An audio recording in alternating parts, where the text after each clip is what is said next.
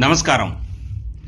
గత 4 రోజులుగా విశాఖపట్నం నుంచి అనేక మంది పార్టీ సహచరులు, శ్రేయోభిలాషులు, మిత్రులు, వివిధ వర్గాలకు సంఘాలకు చెందిన వారు ఫోన్ చేసి విశాఖపట్నంలో భారతీయ జనతా పార్టీకి లోక్సభకు పోటీ చేసే అవకాశం రానందుకు, అక్కడ 3 సంవత్సరాలుగా అన్ని వర్గాలతో మమేకమవుతూ అన్ని సమస్యల పట్ల సమాధానం కోసం ప్రయత్నిస్తూ అనేక సమస్యల పరిష్కారం చూపెట్టిన నాకు అవకాశం రానందుకు మీలో చాలా మంది బాధపడి కలత చెంది నాకు ఫోన్లు చేశారు.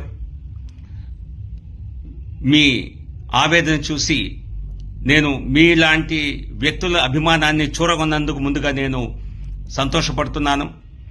విశాఖ అభివృద్ధికి, విశాఖ ప్రజల సేవకి గత 3 సంవత్సరాలు విశేష కృషి చేసినందుకు నేను సంతోషపడుతున్నాను.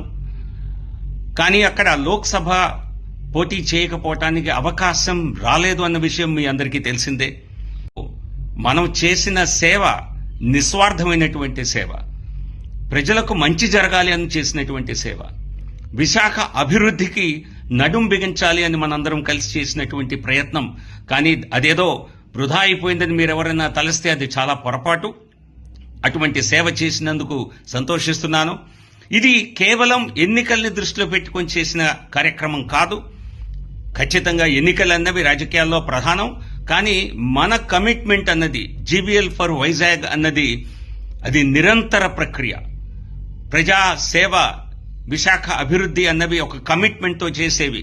సో కాబట్టి త్వరలోనే విశాఖకు వచ్చి మీ అందరినీ కలిసి, మీ అందరితో చర్చించి, భవిష్యత్తు కార్యాచరణపై మాట్లాడి, భారతీయ జనతా పార్టీ జెండా విశాఖపట్నంలో భవిష్యత్తులో కూడా రెపరెపలాడేలా, భారతీయ జనతా పార్టీ కార్యకర్తలుగా మనందరం ప్రజలకు సేవ చేసే విధంగా ఒక కార్యాచరణని రూపొందించుకుందాం.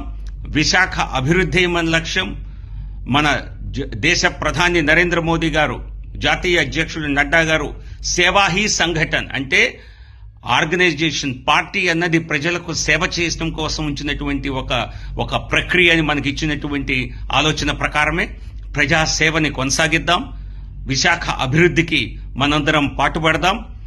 భారతీయ జనతా పార్టీని విశాఖపట్నంలోనే కాదు, రాష్ట్ర వ్యాప్తంగా కూడా ప్రజలకు చేరువ చేసే ప్రయత్నం మనందరం కలిసి చేద్దాం. విశాఖపట్నంలోనే ఉంటూ విశాఖపట్న అభివృద్ధికి మీ అందరితో కలిసి భవిష్యత్తులో కూడా కృషి చేస్తానని మీ అందరికీ తెలియజేస్తూ నమస్కారం. జై బీజేపీ, జై విశాఖ, జై హింద్.